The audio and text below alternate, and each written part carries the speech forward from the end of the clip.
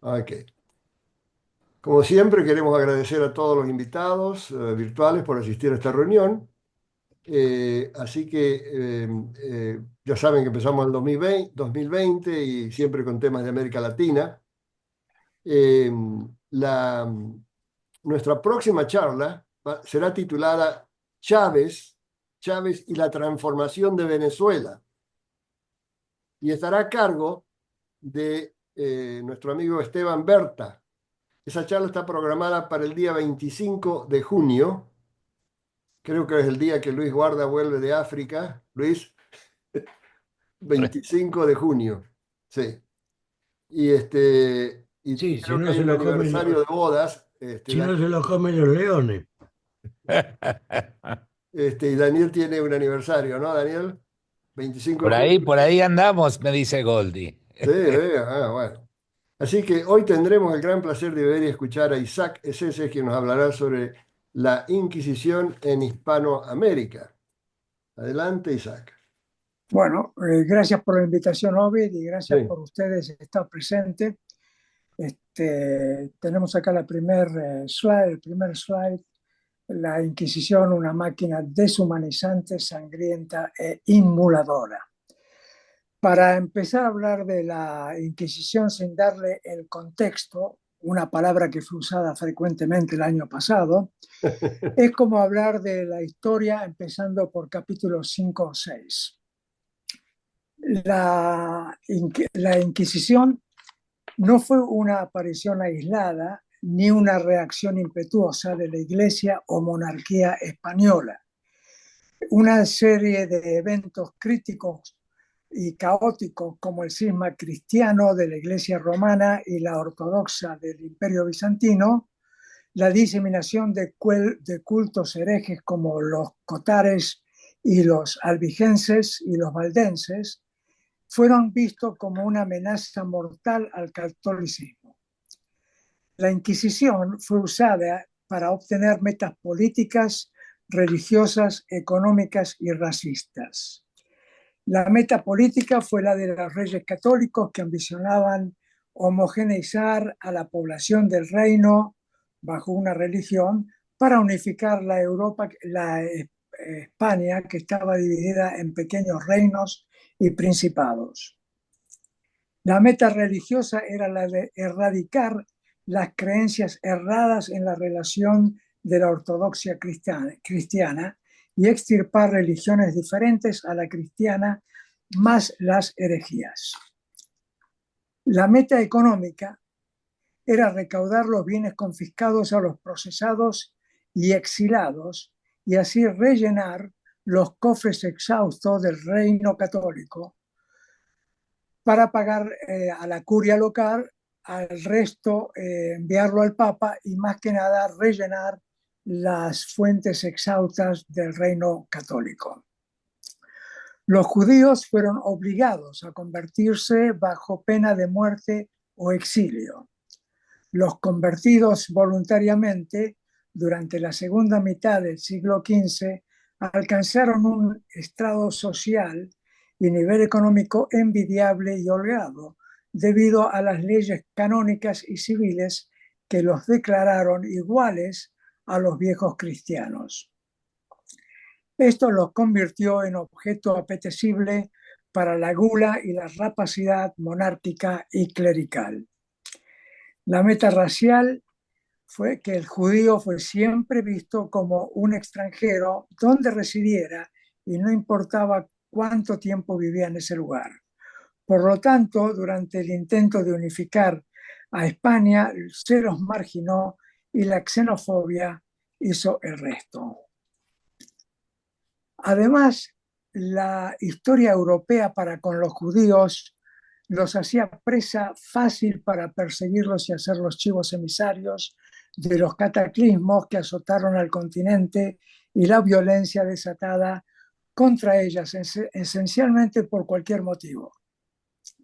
El antisemitismo encontró terreno fértil debido a la persistente campaña por centurias de vilificar, degradar y dehumanizar a los judíos con la repetida acusación de deicidio y libelos de sangre, desde el púlpito y por panfletos, además de denigrarlos y difamarlos por sus creencias religiosas, modus vivendi, valores morales y espirituales. Resultado de todo esto fueron, por ejemplo, los pogroms de Alejandría en el año 38 y 66 de nuestra era, las masacres perpetradas por las cruzadas y otros violentos desmanes que destruyeron pueblos enteros, dejaron un tendal de sangre inocente y campos arrasados, además de violaciones en masa. El siguiente slide, por favor.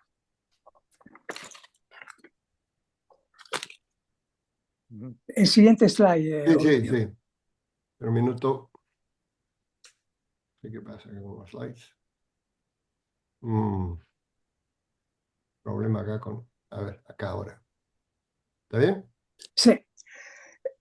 Esta es una lista microscópica en relación a la cantidad de antisemitas pululando en Europa hasta la creación de la Inquisición y que persiste contaminando el medio ambiente con su cenit en la Segunda Guerra Mundial y contemporáneamente, recientemente.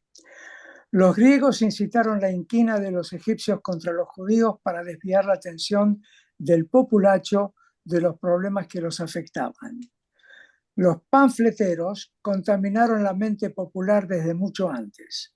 Uno de estos, un clérigo egipcio del tercer siglo antes de Cristo, llamado Maneto, sacerdote del dios Ra, altera la historia del Éxodo diciendo que los dioses egipcios expulsaron a los hebreos porque estos los habían desecrado y habían aterrorizado a los egipcios.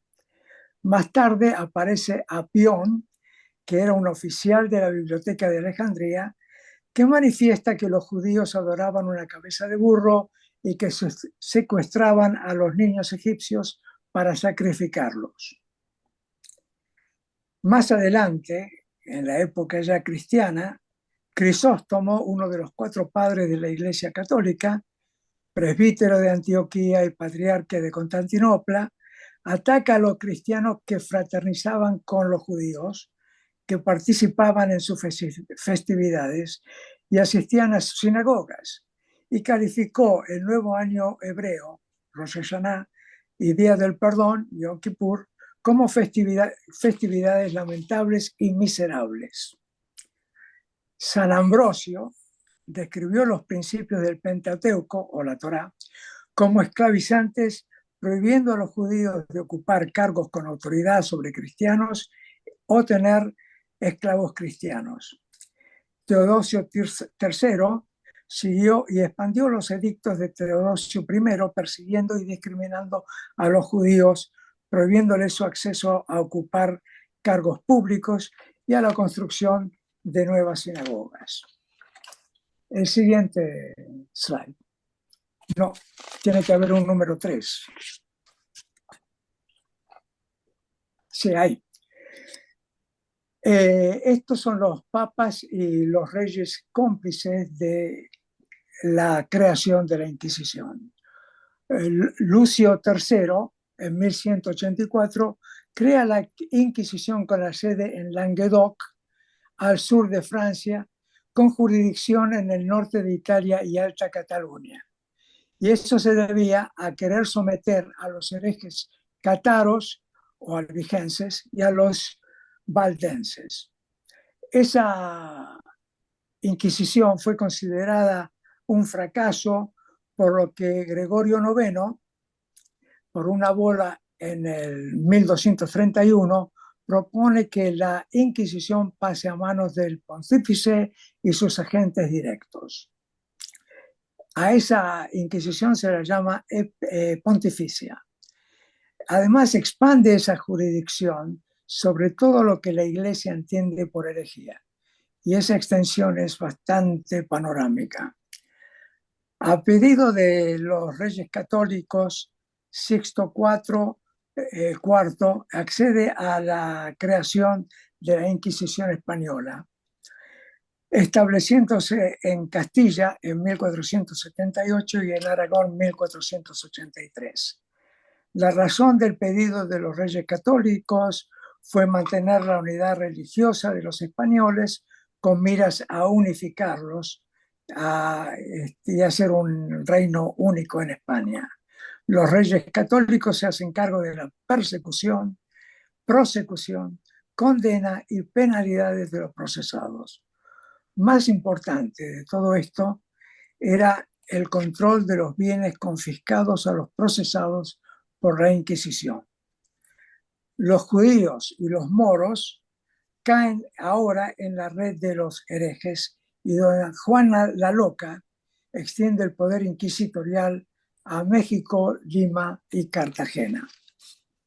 Próximo, por favor. Próximo slide. No. El número 4, por favor.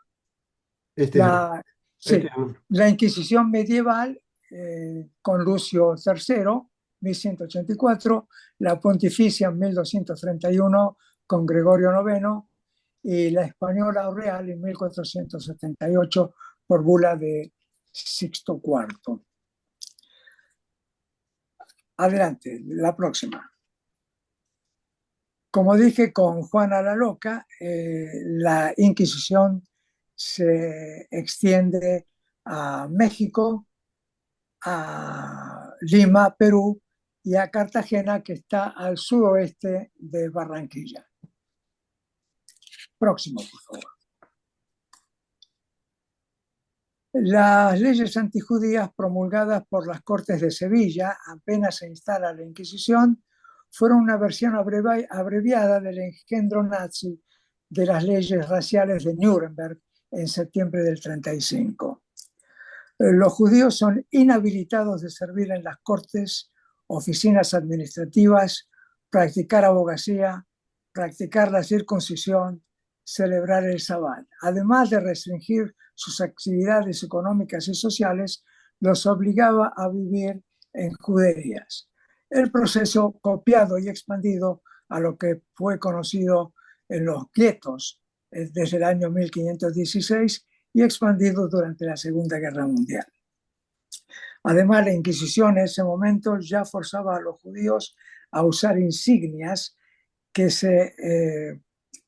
aparecían como triángulos rojos o como triángulos como una estrella amarilla. Eso que se repite otra vez durante la Segunda Guerra Mundial. El próximo, por favor. Los objetivos de la Inquisición eran erradicar todo lo que no fuera ortodoxia católica, corregir errores y falsedades de y sobre la fe, cuyos tentáculos de lo que consideran transgresiones se expandieron y multiplicaron e incluyeron a herejías, blasfemos, sortilegio, hechicería, brujería, a los sodomitas y a los judíos y moros. La próxima, por favor. Los métodos usados por la Inquisición, estoy hablando de esto de la Inquisición europea y también hispanoamericana, porque todo esto se aplicó también en Hispanoamérica. Los métodos usados por la Inquisición para llegar a la verdad de lo que se quería saber sobre el acusado eran similares a los usados en España. Y fueron la delación, el encarcelamiento, la interrogación aumentada, enhanced interrogation, con torturas de un refinamiento diabólico. La delación era anónima y el acusado no podía enfrentar al testigo de cargo. Supuestamente el inquisidor y sus agentes hacían un esfuerzo con qué diligencia es cuestionable para descubrir si detrás de la acusación había una causa de odio, envidia, deuda, venganza o saldada de cuentas. El acusado era encarcelado durante su interrogación con torturas autorizadas por el Papa Inocencio IV, que legalizó en 1252, que legalizó y reglamentó las torturas y dijo que no debían dañar el cuerpo o causar la muerte. El tipo de tortura quedaba a discreción del inquisidor. Con el tipo de tortura de la que voy a discutir a continuación, el acusado confiesa cualquier cosa que el verdugo quiera escuchar para escapar del suplicio y el tormento. Estas torturas tenían un sadismo inusitado, eran crueles e inhumanas. Mientras la interrogación se llevaba a cabo, el procesado estaba encarcelado en lúgubres bóvedas, celdas subterráneas, oscuras, húmedas, frías, fétidas, infestadas de ratas y otras alimañas. Además estaba cerca de la cámara de tormentos, donde se podía escuchar los gritos y los declaraciones de los atormentados. El concepto de habeas corpus, aunque estaba en efecto en 1215 en Inglaterra, no cruzó el Canal de la Mancha. El siguiente, por favor.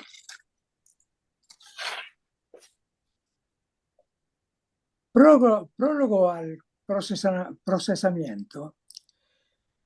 El procesado era enfrentado a la corte clerical y la turba. Primero se celebraba una misa y después se seguía con un sermón durante el cual la Iglesia definía a los feligreses y a los que consideraba herejes y sacrilegios el concepto de herejía y sacrilegio. El juramento del procesado era confesarse y además delatar a aquellos conocidos o sospechados de tener ideas o ejercer prácticas herejes. El edicto de gracia se les daba a los acusados la oportunidad de revelar o confesar su pecado dentro de un periodo de los 30 a 40 días y así escapar por lo menos la pena de muerte, pero no así eran eximidos de recibir latigazos, corte de lengua, galera, exilio o prisión que podía ser temporal o perpetua, con los embargos de bienes y pago del proceso. Estos últimos vistos celosamente por la Inquisición, la Iglesia local y romana y la autoridad central, la corona. Adelante, por favor, el próximo. Durante el proceso se los ve a los acusados vestidos con sus gorros cónicos o capiretes, con sus sanbenitos o escapularios, enfrentando a la corte inquisitorial sin defensor. Y si tuvieron un defensor, ellos les trataban de convencer de que confesaran su delito. Ante estas circunstancias degradantes, el prisionero perdía su dignidad, estaba aterrorizado, quebrado ya por las primeras torturas. Adelante, por favor. Las torturas. Estas fueron autorizadas por la bula del Inocencio IV en 1252, que estipulaba que ellas no debían dañar el cuerpo ni causar la muerte del torturado. La tortura partían de la irracional premisa que Dios iba a ayudar al torturado a sobrevivir si era inocente. Aquí voy a discutir el frontal, que lo ven acá, que era una soga gruesa con nudos e intervalos conectadas a una manivela que por torsión producía el efecto de torniquete y así penetraba el cuero cabelludo y los huesos del cráneo. La doncella de hierro era un sarcófago con dos puertas en forma de mujer, con pinchos metálicos que iban desde los hombros hasta los pies del acusado, y los que al cerrarlo producían al acusado laceraciones de la piel y músculos, haciendo desangrar lentamente hasta hacerlos morir. El próximo, por favor. Número 12, la rueda. La rueda era ponía al individuo atado de pies y manos a ella, era rotado sobre una hoguera, como se ve acá, o sobre pinchos metálicos, o una roca, quemando, hiriendo o fracturando el cuerpo. La próxima. La próxima, sí. Este será la garrocha. La garrocha se alzaba al acusado por las muñecas atadas a su espalda, llegada a una altura determinada, se lo dejaba caer, frenándolo justo antes de tocar el piso. Esto causaba la dislocación de la articulación y la fractura de los huesos del hombro. Para aumentar el daño, a veces se les aplicaba o se les ataba a los tobillos una pieza de 40 a 50 kilogramos. El próximo. La pera, es la pera de la angustia o la pera veneciana. Cerrada, era introducida por la boca, ano o vagina del interrogado o interrogada. Una vez posicionada, se rotaba esa llave a la derecha, la que abría las valvas del instrumento, causando el desgarramiento de tejidos, daños irreparables a los órganos y una consecuencia hemorragia seguida por infección y posiblemente la muerte. La próxima. La catapelta era un instrumento de tortura que era, se lo ponía al acusado entre dos planchas de madera unidas a un cortel que con la torsión de las manivelas comprimían el cuerpo, impidiendo la respiración primero y la fractura de las costillas después, produciendo lo que se llama un tórax inestable, seguido de muerte por asfixia. Próxima, por favor. El garrote consistía de poner un grillete al cuello, pasando por dos rendijas en el respaldo de la silla y unidas a un torniquete que con la torsión de la manivela se iba ajustando, provocando el quiebre de la tráquea y la muerte por asfixia. Este instrumento fue modificado colocando un punzón a nivel de la nuca. El ajuste progresivo del grillete provocaba la fractura de la tráquea y el punzón de la fractura de las vértebras cervicales, causando una cuadriplegia inmediata y un paro respiratorio por la parálisis de los músculos respiratorios. La próxima. La sierra. Esta era una tortura seleccionada para mujeres solteras que estaban embarazadas y que se decía que habían sido embarazadas por el diablo. Colgadas cabeza abajo, el corte longitudinal a lo largo de la columna vertebral aseguraba que la víctima estuviera consciente hasta que el corte llegaba al pubis y a veces hasta el ombligo. El próximo, por favor. El potro, que fue una de las torturas más utilizadas en esa época, ponían al acusado acostado con sus extremidades atadas con sogas a cilindros que por acción de palancas los extendían, causando la rotura de ligamentos, la dislocación del miembro, hasta el desmembramiento de una extremidad o dos. La próxima, por favor. El auto de fe. Finalizaba la interrogación, los procesados que sobrevivían a los estragos de la tortura eran encaminados o algunos cabalgando un burro, pero sentados viendo a las ancas del animal, desde la prisión hasta la plaza mayor del pueblo o ciudad donde la multitud los esperaba. Las autoridades ya sentadas en la estrada del palco. La procesión era teatral y trágica, se llevaba a cabo con pompa y fanfarra, que era precedida por músicos con trompetas y flautas y tamboriles. El camino estaba festoneado con banderines, estandartes, banderas de cera, alfombras y cortinas multicolores, colgadas de postes balcones y paredes en el camino. Cabalgando llegaban los ministros del Santo Oficio, sus agentes y los nobles, y ambulando los portadores de estandartes con la cruz verde, con rama de olivo, que significaba clemencia, y espada, que significaba la justicia en cada caso. Siguiente, por favor.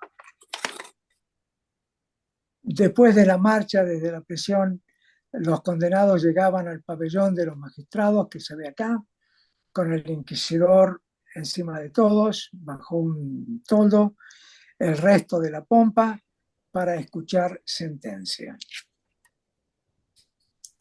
Adelante, la próxima. Las sentencias. Los culpables podían ser confesos, habían confesado sus blasfemias o sus pecados, y entonces eran sentenciados a recibir el garrote catalán y luego la hoguera. Es decir, se los quemaba una vez muertos. A los que no confesaban, se los llevaba a la hoguera directamente y quemados en vida.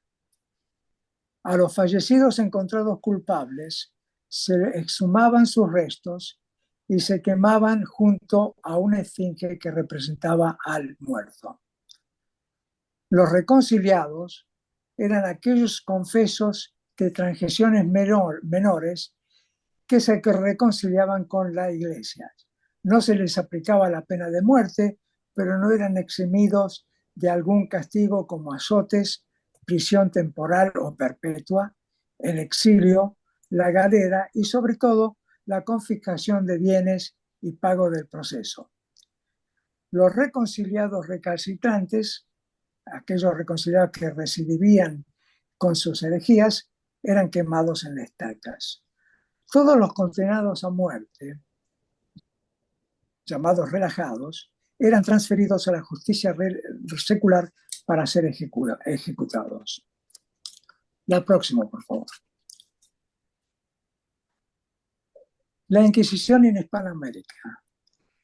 El Papa Sixto IV, el que ordena la construcción de la Capilla Sixtina, emite la bula que instala la Inquisición en Sevilla, cuyo objetivo era combatir a los herejes, pero a los judíos conversos y moriscos, que eran los moros convertidos. Después de ser convencido de hacerlo por los emisarios de los reyes católicos. Fernando e Isabel abrazan esos principios, instalan la Inquisición en Castilla en 1478 y en Aragón 5 años más tarde, en 1483, extendiéndolos a México, Lima y Cartagena por edicto de doña Juana la Loca. Contemporáneamente, la Inquisición en Hispanoamérica aprueba la trata de esclavos con la excusa de atraer infieles para evangelizarlos, indoctrinarlos en la fe cristiana y bautizarlos. La próxima, por favor. La Inquisición en México. Las primeras penas contra idólatras, blasfemos, indios usando peyote y los que no querían bautizarse fueron ejecutados por Hernán Cortés apenas llegado a México. El inquisidor Maniosca, que fue primero inquisidor en Cartagena, luego de Lima y al final ahora en México, inmola al emperador o líder supremo de los purépechas después de procesarlo y sentenciarlo. La historia de este inquisidor, arzobispo Maniosca, comienza en Cartagena. Es una historia de corrupción y abuso, por lo cual primero es transferido a Lima y más tarde, por las mismas causas delictivas, enviado a México. En 1649 se celebró el auto de fe más elaborado y costoso de Hispanoamérica, que ya más o menos describí anteriormente. La historia de este inquisidor fue la siguiente. Llega a América como primer inquisidor de Cartagena, robaba con cómplices a mercaderes que llevaban de ultramar, encarcelaba a quienes no le donaban mercancías, era un contrabandista y adúltero, y casi causa la bancarrota de Cartagena, su primer sede. Por su conducta en Cartagena lo transfieren a Lima y finalmente a México. Interesante es el humor y la sangre fría de un matrimonio criptojudío. Se llamaba Sebastián y Constanza Rodríguez. Crearon una cabaña decorada con ramas donde se homenajeó al capitán Esteban Lemos por su promoción. Mucho tiempo después, el homenajeado y los inquisidores se enteraron que ese septiembre 21, 1603, fue el primer día de Sukkot o de la fiesta de las cabañas. Siguiente, por favor. Otro inquisidor del que voy a hablar es el obispo Zumárraga, que era supuesto protector de indios, el que condena y inmola a un cacique de Texcoco, que era una ciudad segunda a Tenochtitlán, y lo ejecuta por adoración de dioses indígenas. Esto es seguido por el inquisidor Diego de Landa, que es un franciscano, obispo del Yucatán, que nota que a pesar de la agresiva campaña evangelizadora para con los mayas, sus prácticas y creencias continuaron sin restricciones. Por eso ordena la tortura de indios, la quema de códices mayas, destrozar las imágenes y símbolos indígenas sagrados. Esta catástrofe es conocida como la auto de fe de Maní. Esto limitó la posibilidad de conocer y estudiar a esta civilización y cultura. Debido a estos abusos, Alonso Manrique, inquisidor general de España, emite una enérgica censura contra Zumárraga y Landa y declara al mismo tiempo a los indios neófitos, individuos en proceso de aprendizaje de la doctrina cristiana y nuevos cristianos, por lo que no se los podía considerar herejes. La ignorancia de estos inquisidores produce una tardía educación sobre la cultura de la gente indígena. El auto de fe de México de 1649, del cual ya escribí, hubo 67 personas que fueron convictas en forma póstuma y 15 personas que sobrevivieron a las torturas y el encarcelamiento, por lo que se siguieron el siguiente camino. Antes de su caminata hacia la Plaza Mayor, los 15 procesados desayunaron con vino y pan frito con miel. Luego el desfile y pompa que acompañó su traslado a de la prisión al estrado oficial. De los 15 convictos, 14 que confesaron fueron agarrotados y quemados, y uno que mantuvo su creencia y rehusó apurar fue quemado en la estaca. Los 67 fallecidos encontrados culpables fueron exhumados y fueron quemados juntos con sus restos a una esfinge que representaba al convicto fallecido. El próximo, por favor. El próximo, por favor. La próxima. Ahora ese. Adelante, una más. Ovidio. La jurisdicción del Santo Oficio con sede en Lima abarcaba a Perú, Bolivia, Ecuador, Argentina y Colombia hasta que la sede inquisitorial en Cartagena se asentó allí. A la sede de Lima llega la orden de Doña Juana declarando se castigue a los judíos, moros y luteranos, y Felipe III ordena que los hijos de judíos residentes en las Indias Occidentales sean expulsados. Esa orden en general no se acató. La próxima. La Inquisición en Perú tiene ejemplos que reflejan lo inmoral, deshonesto, vicioso y sadista y perverso de los inquisidores. Antonio Gutiérrez de Villa, inquisidor por 20 años en Lima, fue un adúltero, pedófilo, engendró un hijo con una niña de 11 años, aun cuando se levantaron más de 200 acusaciones contra él. Antes de finalizar su proceso, fue trasladado a Buenos Aires.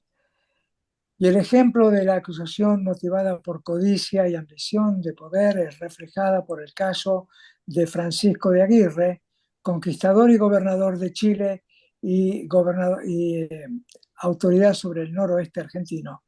El virrey de Perú quiere designar gobernador de Chile a su hijo. Por eso, Francisco de Aguirre es arrestado y embarcado al Perú con acusaciones que incluyen tomar una ciudad sin tener el mandato legítimo, desacato, maltrato y asesinato de indios. El rey de España, no convencido por las pruebas que se presentaron, desaprueba su encarcelamiento y después de 2 años es liberado.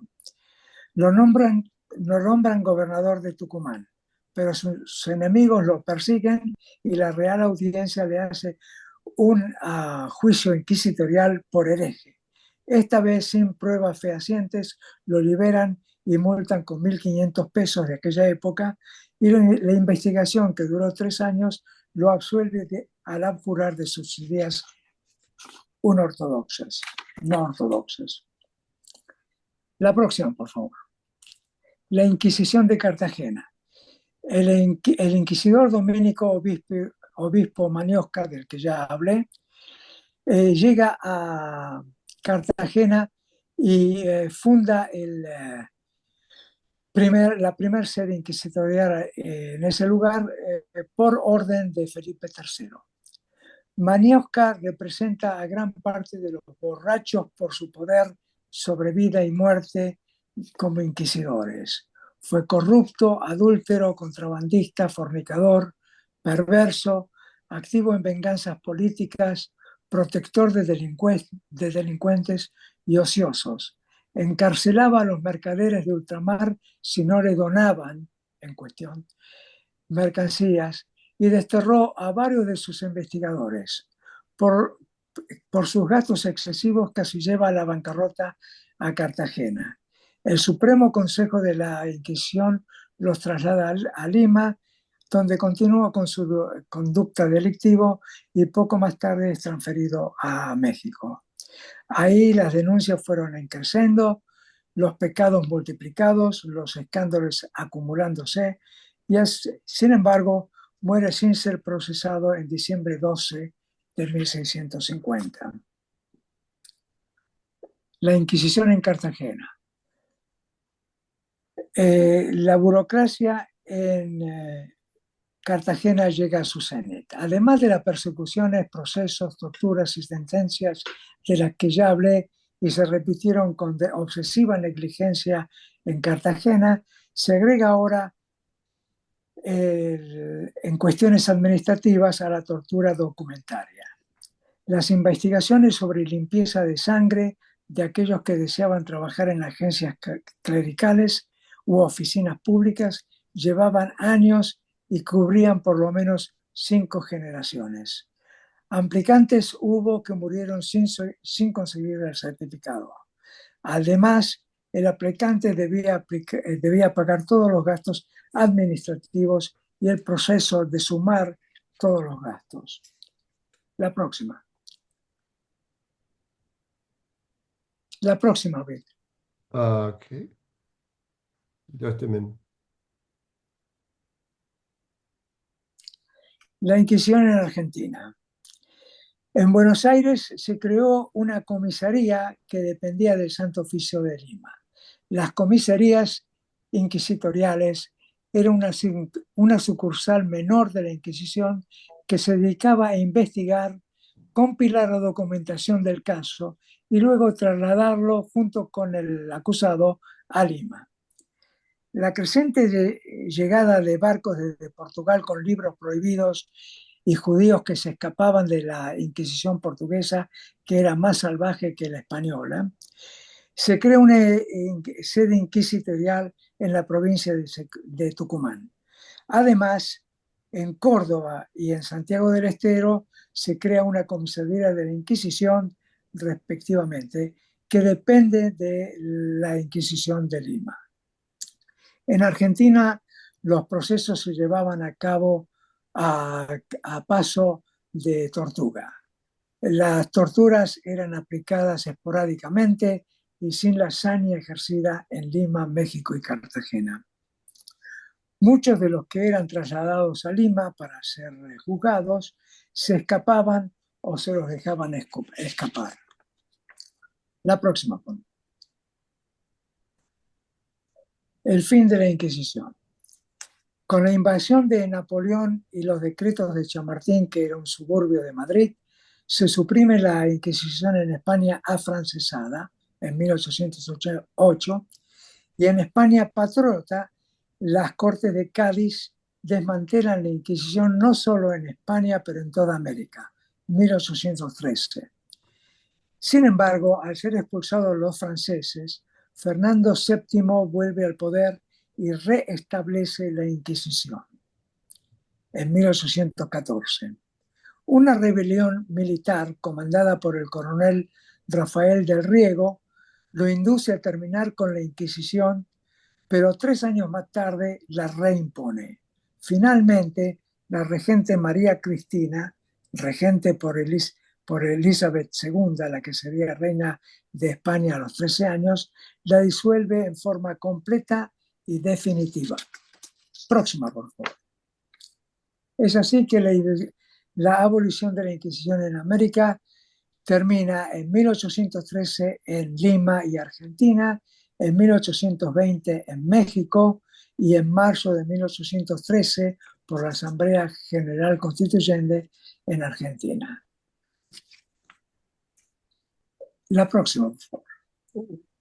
Los inquisidores a recordar: Tomás de Torquemada, que tenía abuelos judíos; Diego de Deza, Ramón de Arce, Jerónimo de Castillón, Juan de Zamárraga, Juan de Maniosca, Gutiérrez de Villa y Diego de Landa.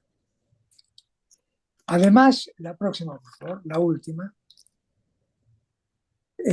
se publica el índice de autores prohibidos. Erasmo, Rabelais, Maquiavelo, Giordano Bruno, Hobbes, Hume, Calvino, Galileo, Voltaire, Rousseau, Locke.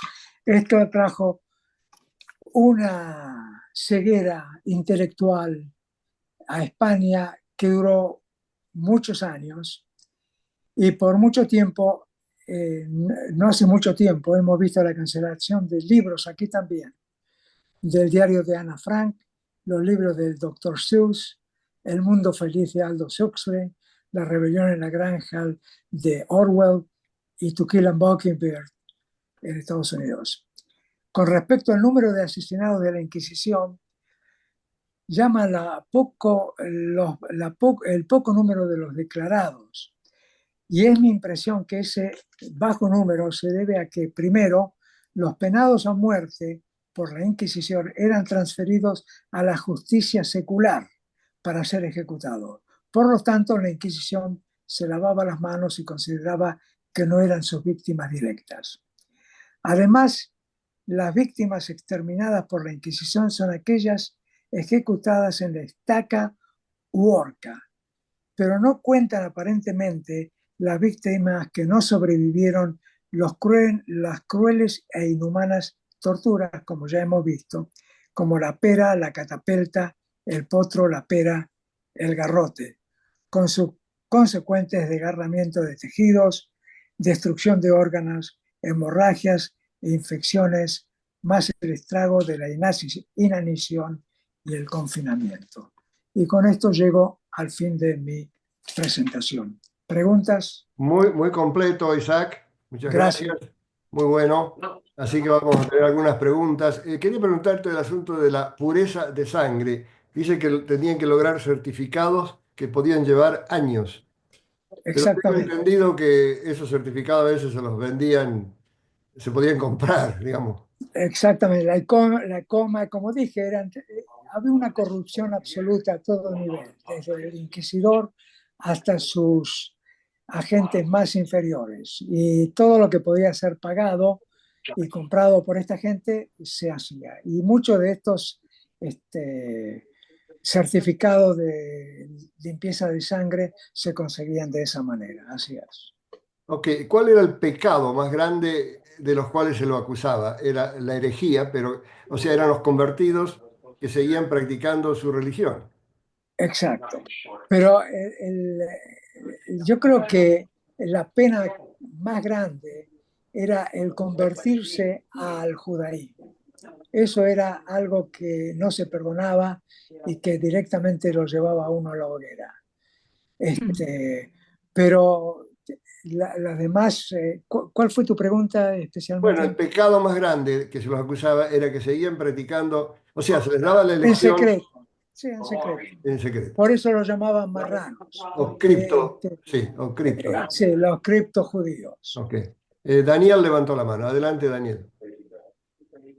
Bueno, quería decir, me oye, me Sí, oyen? sí, Perfecto. no hay problema. Quiero decirle a Isaac, muchas gracias, muy lindo el sumario que hiciste. Bueno, no sé si lindo, es terrible, diabólico.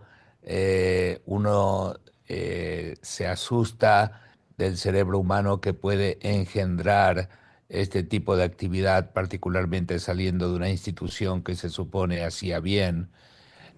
Lo que es interesante que la Inquisición en América, que es el tema de tu conversación, comenzó muy pronto después de la llegada de España a América en los 1560 y se prolongó hasta los 1820, 1830, como dijiste. Nunca completamente desapareció. Creo que el Tribunal de Santo Oficio continuó con la Inquisición y a pesar de que comenzó, es un proceso progresivo y a pesar de que comenzó por una razón únicamente religiosa al principio, de doctrina, hay gente que ha dicho que mucho de la razón de la existencia del tribunal, como lo mencionaste muy bien, fueron razones económicas. Tan es así que el papá del primer ministro de Israel, el señor Netanyahu, como sabes, escribió mucho al respecto hace 50, 60 años y lo hicieron muy famoso al profesor Netanyahu como en experto en razones económicas de la Inquisición en España. Eh, con Goldi hemos visitado tanto el Museo de la Inquisición en México, que por supuesto era la Nueva España, en Lima, que es la ciudad que se construyó como capital del Perú, y en Cartagena, en Colombia.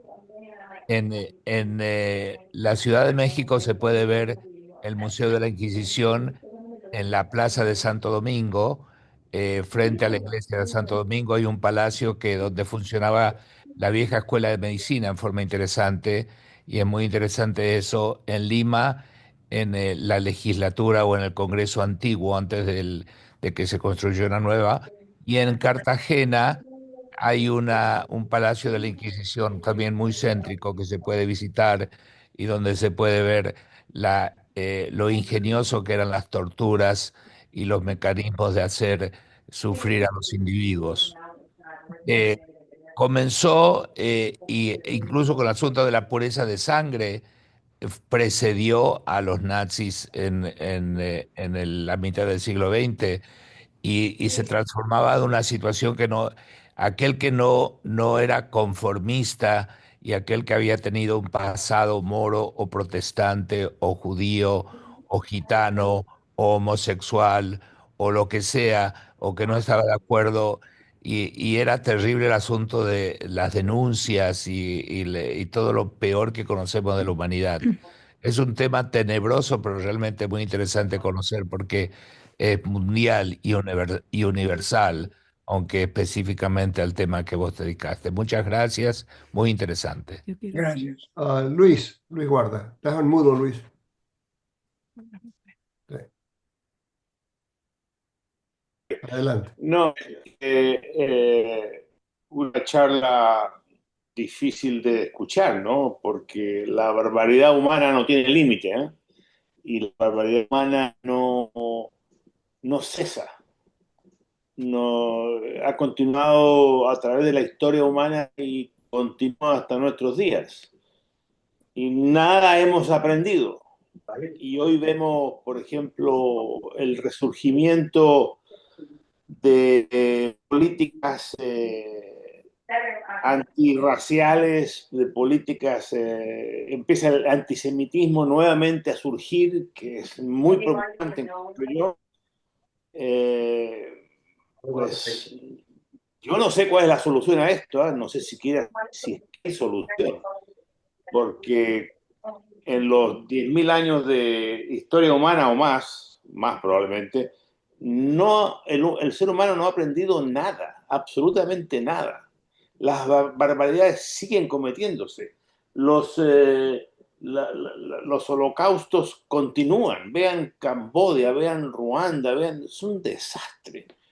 Uh, bueno, eso es lo que a mí me preocupa, que no hemos aprendido nada, no hemos cambiado nada. Ok, adelante, Jaime, ¿cómo estás? Adelante. ¿Estás en mudo o no? No sé, a ver. Está mudo, sí. Perfecto, adelante. Está mudo ¿Estás en mudo, Jaime? ahora. Ahora te escuchamos. Hola. Hola, ¿me Sí, escuchan? ahora sí, adelante. Sí, pido disculpas porque me equivoqué con la hora. Pensé que comenzaba a las 4:30, llegué tarde. Entonces no tengo mayor comentario que hacer, porque Pero de solamente Perú, ¿qué llegué. puedes decir de la Inquisición en Perú? eh,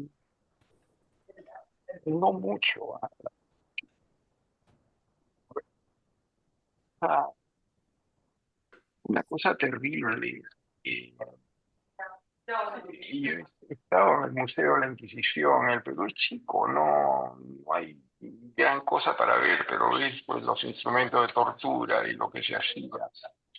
Eh, de acuerdo con lo que dijo Luis, de que en realidad hasta hoy en día No se están escucha. prohibiendo, que hasta hoy en no estoy de acuerdo con lo que dijo Luis, y añado de que hasta hoy en día eh, se están prohibiendo libros. Se está sacando acá en el estado de la Florida, se están sacando libros de la biblioteca porque alguien piensa de que hay algo ahí que atenta contra la moral. Y eso es un problema, porque ¿quién define lo que es moral y lo que no es moral, ¿no? En el fondo ese es eh, el problema de fondo, pero en realidad la parte que escuché de la conferencia es muy interesante, muy ilustrativa, Sí, pero otra vez lamento de que no haya estado presente. sí.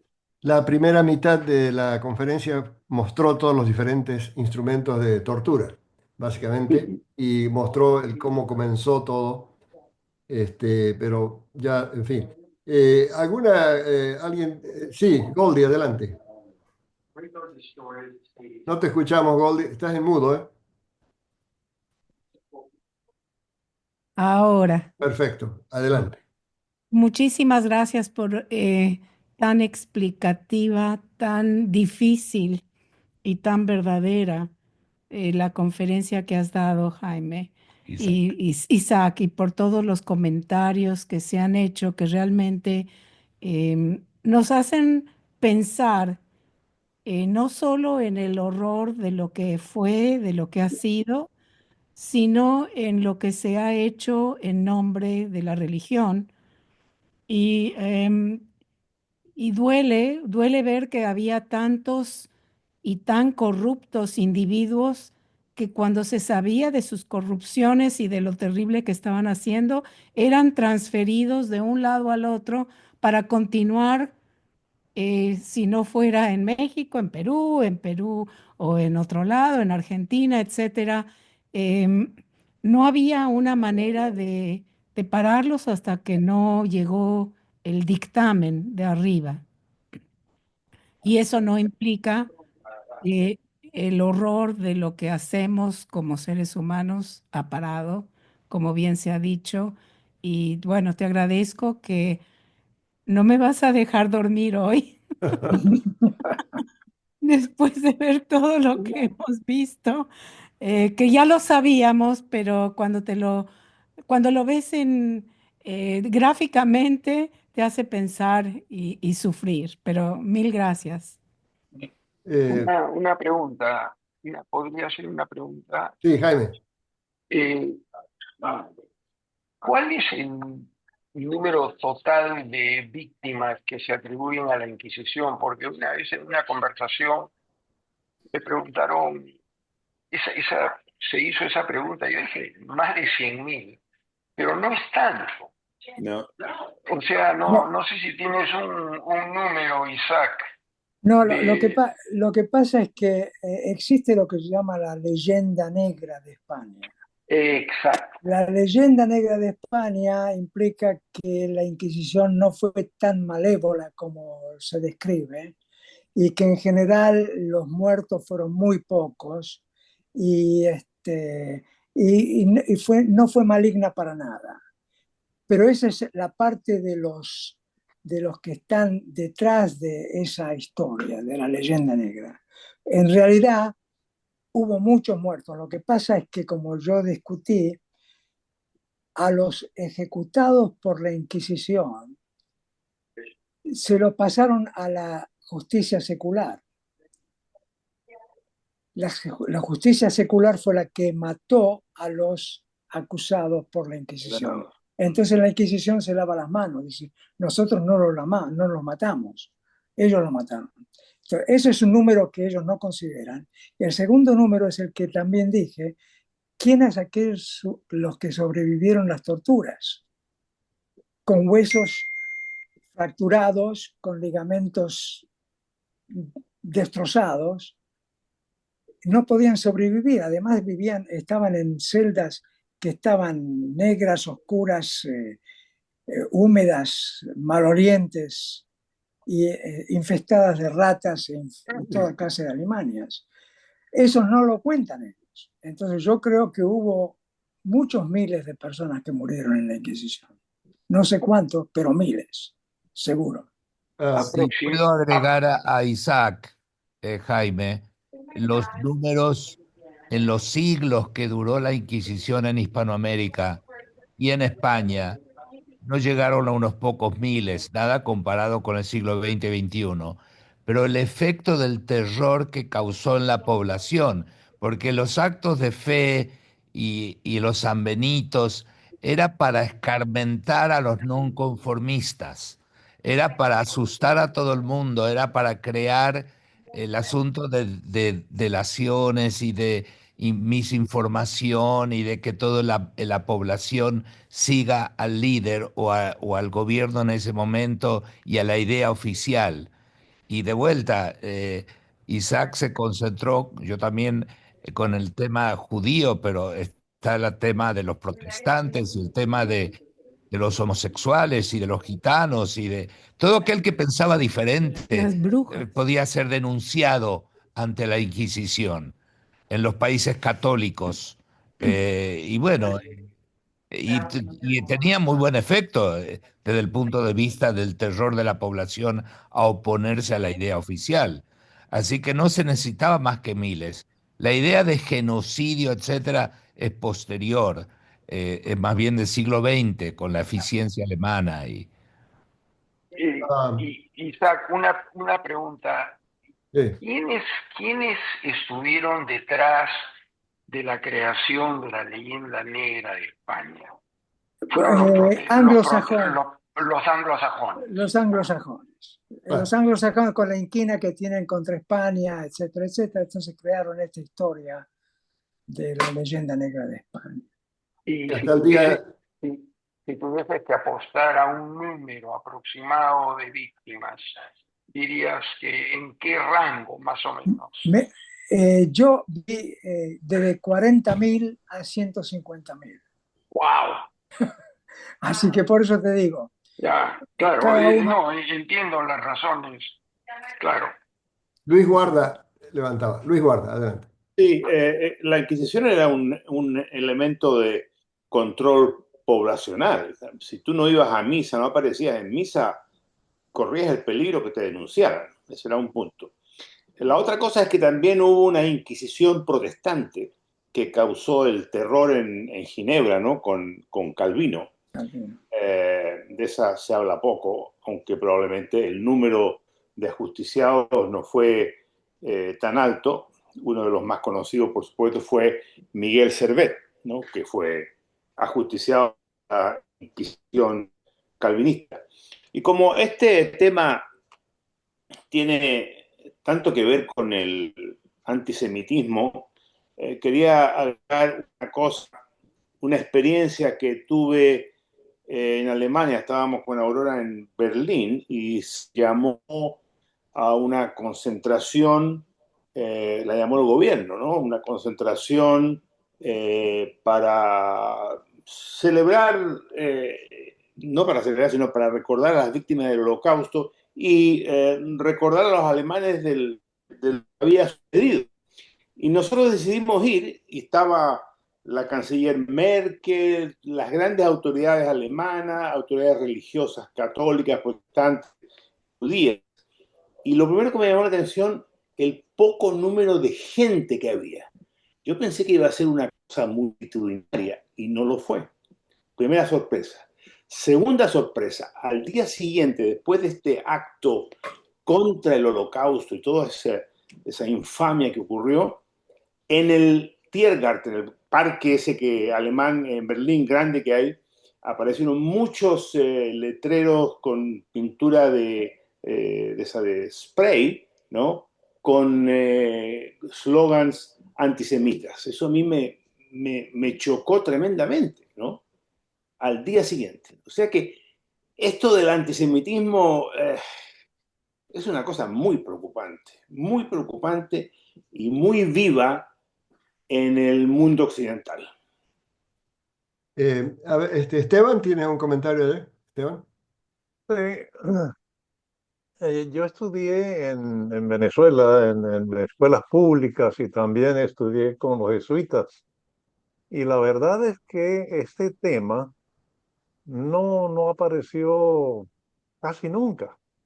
Era que nosotros nunca aprendimos de que existía la Inquisición en América. Sabíamos que existía la Inquisición en Europa, en España, pero en América no se hablaba en absoluto. Yo lo sé un poco por haber leído por mi propia parte, pero no lo conocíamos. Y eso me lleva a pensar de que en América no se tomaba tan en serio el asunto de la Inquisición como lo fue en España y en el resto de Europa. No sé si es cierto eso, pero la impresión me lo da porque eh, no había oído nada acerca de la Inquisición en Hispanoamérica. Hay un tema hoy favorito en España y si van al internet van a encontrar muchos artículos o videos. Ellos están tratando de desmentir la leyenda negra. Como se dijo acá, se acuerda de ellos, fue un invento de los anglosajones, que siempre estaban en guerra entre los protestantes después de Enrique VIII y la separación de la Iglesia Católica del anglicanismo. Y de ahí se fue separando en dos ramas, digamos. Y según ellos, según los españoles, todo esto fue un invento o una exageración, como dicen, y eso era la leyenda negra. Interesante un pequeño detalle, estábamos viendo My Fair Lady, la ópera musical, Y claro, hay una parte, dice que, dice, yo prefiero que hacer esto es tan malo como que la Inquisición española, dice por ahí, ¿no? Dice, ahí está Rex Harrison. Y después lo escuché en castellano, al mismo, y eso no, no dice nada de la Inquisición. Dice, es tan malo como que te saquen una muela sin anestesia. O sea, ya para los españoles como que lo tratan de borrar algo que no ha existido. Eso es interesante. El otro asunto mencionaste, Isaac, que el de los portugueses, que era peor. ¿Cómo es eso? La Inquisición Eh, portuguesa. la Inquisición, muchos judíos se escapaban de Portugal porque no le quedaba alternativa, pero la Inquisición portuguesa en las colonias, especialmente en Goa, no fue solamente sobre judíos y moriscos, porque no había menos, pero los hindúes. Perseguían a los hindúes y los quemaban y los maltrataban, los torturaban, pero de una forma diabólica, peor que los españoles. Peor que, por lo menos lo que yo leí es eso. En, Otro, en, en otro grupo Brasil, que, otro grupo que estaba incluido entre los perseguidos por la Inquisición, que no se ha mencionado, fueron los masones. correcto. En Brasil, la Inquisición fue muy fuerte y tenían lo que se llamaba una Inquisición móvil. No tenía una sede como en el Perú, como en Nueva España y como en Colombia o en Nueva Granada. Pero miles fueron condenados por la Inquisición y torturados. Como dices, Isaac, en Sudamérica, en el Brasil, la Inquisición fue muy fuerte. Los primeros judíos que llegaron a lo que en ese entonces era Nuevo Ámsterdam y después se transformó en New York, venían perseguidos por la Inquisición desde el Brasil. Pernambuco. Lo que es interesante, lo que le acabo de leer con respecto a Brasil, es que la Inquisición fue bastante benigna al principio, pero cuando se dieron cuenta de que había un poder económico muy grande en la industria del azúcar, de pronto la Inquisición se interesó muchísimo en Brasil y empezaron a hacer lo que vos dijiste, Daniel. Ujú. Oscar, ¿algún comentario? No, no, no. Ok. Escuchando. Goldie, adelante, Goldie. Un interesante comentario de trivia que el Palacio de la Inquisición en México subsecuentemente se convirtió en la primera Facultad de Medicina de la Ciudad de México. Mm. Como que es un poco incongruente pensar en eso, pero sí, así fue, Y es Pero un hay, bonito edificio, es un bonito edificio. Correcto, efectivamente. pero ¿hay un museo de la Inquisición en México o no? correcto. Sí. Hay un, sí. Y en Lima, por lo que escuché, también hay uno. Sí. Sí lo hay en el edificio del Congreso. Y en Cartagena de Y en Indias estuvimos Cartagena. también. Estuvimos recientemente. Y es muy, muy interesante. Lo han hecho bastante gráfico también. Por lo que veo, Isaac, entonces en 1813 la Asamblea General Constituyente en la Argentina abolió la esclavitud y abolió la Inquisición. Y creo Sí. que fue el primer país, y creo que Perú, más o menos el mismo año también, Perú 1913. creo que fue 1820, Ovidio. En los ¿Cuáles 20 fue eran dos? Ovidio y México y Cartagena. Yo Eran dos nunca, países. En Este, México fue en 1820, en Lima 1813, en Argentina 1813 claro, y Cartagena 1821. sí, sí. Pero en Argentina nunca, que yo sepa, nunca existieron como, en fin, nada comparable con ni Perú No, ni... dicen que no se aplicaban las torturas en la forma que se aplicaba en los demás lugares de Hispanoamérica y mucho menos de España, y, y que eran muy benignos en general. Además, era una cuestión administrativa más que nada, porque en Buenos Aires lo único que hacían era compilar todos los documentos necesarios para mandar al acusado con los documentos a Lima para el resultado final. Pero un viaje tan largo creo que se escapaban muchos en el camino. O que los dejaban escapar, hasta dicen. Sí. Adelante, Algo, Goldie. Bueno, algo interesante con respecto a México es que hubo un caso muy célebre que fue el de la familia Carvajal en Monterrey. Ujú. Y ese caso yo creo que terminó con la población oficial judía en México por mucho, mucho tiempo, que recién se restableció en el principio del siglo XX. Quizás porque la gente se escondió, quizás porque se convirtieron, quizás porque se fueron. Pero fue un caso muy, muy importante, el de la familia Carvajal. ¿Cómo fue eso, Goldie? ¿Cuáles las características del caso? Fue un auto de fe con tortura, con quema del señor Carvajal y toda su familia.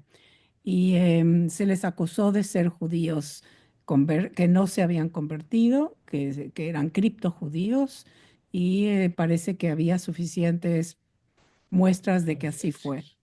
Y les hicieron el juicio y los quemaron y fue muy, muy importante, digamos, para lo que fue la Inquisición en México, y no fue en la Ciudad de México, fue en Monterrey. En Monterrey. Sí. Adelante, Jaime. Estás en mudo, Jaime. Estás en mudo, no te escuchamos. Ya, mira. Ahora sí. Ahora, ¿está bien? ¿Sí? ¿Me Sí, escuchan? Ya.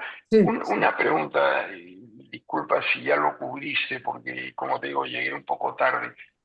¿Cómo, cómo se documentaba la pureza de sangre? La verdad que no me metí mucho en eso, pero me imagino que sería una cuestión de investigar varias generaciones de esa persona y decidir si había algo que los podía sacar de la línea de aplicaciones que tenían que hacer para trabajar. Pero dicen que 5 generaciones de esa gente fueron investigadas para ver si había un problema con judíos o con moros o con brujería o lo que sea. Creo que la misma cantidad de generaciones se utilizó en Alemania. 5 generaciones. Sí, pero piensa una cosa, el norte de España, que había sido invadido por los godos de origen germánico, y en el sur tenías gente de origen moro o árabe y judíos. Y la cuestión era probar esa pureza de sangre, que no tuviera contaminación árabe, ni judía, ni de otros. O sea, la de mejor calidad, de acuerdo a la pureza de sangre, aquellos venían de descendencia germánica, los godos del norte. Ahora, como dijimos antes, esos certificados de pureza de sangre se podían comprar. Había mucha corrupción también. O sea, ¿cómo se lograba? Bueno, se podía lograr comprándolos, o pagando grandes cantidades de dinero, corrupción. Y si no, llevaba años para probar eso. Era una cosa muy difícil de probar. Pero, Mucha gente murió esperando el certificado. Bueno, Sí, esto de la... pero ¿cómo lo, digamos, cómo lo documentas? ¿Vas a ver partidas de defunción? Porque Me imagino, en ese entonces todo se registraba a través de la iglesia, ¿no? me imagino que habría documentación clerical sobre estos asuntos. Aquellos que tenían acusaciones de criptojudíos o moriscos o herejes, ¿habría alguna documentación en alguna iglesia te España? digo, Y entonces de esa forma se investigaba, me imagino. adelante, Ya. Luis. Luis, No, Eh, también esto ocurrió recientemente al revés, cuando Portugal y España permitieron la nacionalización de aquellas personas que podían demostrar que eran descendientes de los judíos expulsados de la península ibérica. Bueno, habían oficinas que se encargaban de hacer todo este estudio, y yo estoy seguro que ahí hubo muchos certificados que se fueron Claro. arreglando, pero, ¿no? ¿sabes? Una forma de muy bien documentada, que es lo que preguntaba Jaime, en los ayuntamientos. En los ayuntamientos del año 1100, 1200, simplemente los que pagaban los impuestos. Entonces, los que pagaban, decía el judío fulano, Moisés, acá tenemos varios libros con eso. Y si vas a los ayuntamientos o municipios en España, vas a encontrar esta gente que ha pagado impuestos y mencionan el origen de esta gente. O sea, de ahí sale quiénes eran judíos. Ahora, los que se convirtieron y todo eso fue más tarde, pero hay buena Bueno, documentación. Ujú. hoy en día, si quieres obtener un pasaporte de España o de Portugal, o sea, un pasaporte de la Unión Europea, eh, y puedes documentar que tu familia es de origen sefardita, de alguna manera, entonces automáticamente recibes un pasaporte de la Unión Europea. Yo tengo varios parientes que ahora es complicado viajar por el mundo con un pasaporte peruano porque te miran. Depende cómo ande con el fútbol, ¿eh? Lo del fútbol yo creo que es importante. A mí no me ha pasado, pero es complicado porque necesitas visa para acá, visa para allá. Entonces, muchos de los correligionarios míos en el Perú, familiares, yo no lo sé, por, por personas muy allegadas a mí, que han conseguido pasaporte de la Unión Europea, simplemente documentando de alguna forma de que algunos familiares, como eran sefarditas, y los sefarditas fueron judíos expulsados de España, de que habían familiares de que habían sido en algún momento españoles o portugueses. Por ejemplo, un primo hermano mío anda con un pasaporte de la Unión Europea de Portugal y no habla una palabra de portugués. Y entonces ese es ahora al revés lo que se está haciendo. El otro comentario que quería hacer, que me parece que es interesante, es que en Sudáfrica eh, trataban de documentar la pureza de la sangre con efecto de las leyes discriminatorias del apartheid. Y entonces era de que si eras negro, si tenías parte de una raza hindú o algo que eh, no eras exactamente negro, tenías menos privilegios, no sé exactamente cómo funcionaba, pero cuando llegaron los test de DNA, se dieron cuenta de que nada de eso funcionaba y que en realidad, como es el dicho ese, el que no tiene de inga tiene de mandinga, y que genéticamente todo el mundo tenía ancestros de una raza a otra y que era imposible en realidad por el color de la piel, simplemente como se hacía en Sudáfrica, poder documentar la pureza de la sangre. Lo que mencionaba Luis con respecto a las leyes, efectivamente, cuando se cumplieron los 500 años de la expulsión de los judíos sefaraditas de España, o sea, en 1992, el gobierno de España pasó esta ley que permitía a los descendientes de judíos sefaraditas volver a España. ¿En qué año fue? ¿En qué año fue, Ovidio? 1992, porque era el 500 aniversario de la expulsión. Ya. Pero hablando de eso, ahora ya no existe más eso. España ya terminó, eso duró, fue una ventana, fue un periodo. En España tengo entendido que hoy día es prácticamente imposible. En cambio, Portugal todavía lo tiene, si bien demora y es engorroso y hay que probar todo eso, pero Creo que está cerrado también Portugal, ya está ya cerrado. está cerrado Portugal, puede ser, sí. Pero España ya lo había cerrado. O sea, fue una ventana. Yo creo que eso depende de la política del momento, vaya a saber. Pero, sí. Isaac, sí. No, quería comentar que resulta que recientemente hubo Eurovisión en Europa e Israel intervino y salió cuarto, me parece. Segundo. Segundo. Pero el presidente o primer ministro de España dijo que habría que expulsar a los israelíes de Eurovisión. Bueno, pero eso ya. Eso lo dijo ayer o antes de ayer. Sí, sí. Es por el problema de la guerra. Sí, por el asunto de Gaza. Nadie habla de octubre 7, todos hablan de adelante, hacia adelante. Aurora, ¿tienes algún comentario? Hola, Aurora. Estás en mudo, Aurora. Si puedes salir de ahí. Gracias. Yo envié mi mensaje y le coloqué aquí terrible, pero todo es verdad. A Dios gracias, vivo en este siglo. Gracias por su presentación. Cariños, Aurora. Gracias, Aurora. Gracias. Bueno, si hay algún otro comentario, si no, vamos a cerrar la presentación. Nos vamos. Sí, Okay. Luis. ¿Sí? No, bueno. Decía chao. Muchas gracias, Isaac. Gracias a todos. Gracias.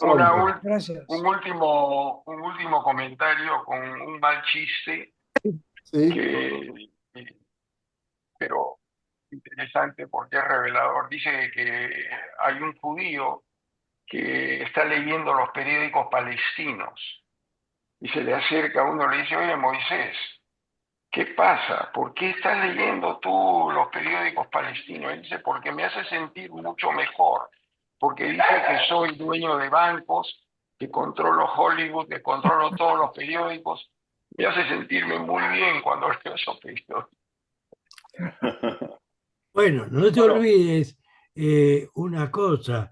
Después de Estados Unidos, Argentina es el país que tiene más judíos. Bueno, no será Francia o Rusia. No, ¿O México? ¿O México? Argentina. México. No, México, no sé. ¿Cuántos hay? No sé cuántos habrá en México. Pero hablando de chistes y de la Inquisición, ya posiblemente conozcan alguno el chiste de por qué la Inquisición entonces en Argentina fue tan suave o prácticamente no pasó nada con la Inquisición en Argentina. No Porque los argentinos somos diferentes. No, el chiste era que el tipo Ineficiencia argentina. el tipo que va al infierno y llega al infierno y el diablo le pregunta, usted sabe que acá tenemos varios tipos de infiernos. ¿Cómo dice?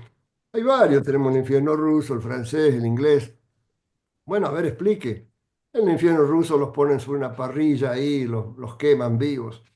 Y en los infiernos franceses no hay, los hierven en aceite, es una tortura espantosa. Y después tenés el infierno inglés, que es peor todavía, lo ahogan de a poco. Y, bueno, no, pero por favor. Pero tenemos el infierno argentino. ¿Y qué pasa en el infierno argentino? Y nada, dice el diablo, viene, firma y se va. Y es la verdad, los empleados públicos en la Argentina no pasa nada. Porque los argentinos somos indisciplinados.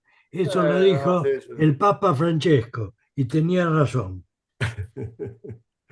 Bueno, gracias por todo. Gracias a todos. Gracias. Un abrazo. Gracias. Hasta luego.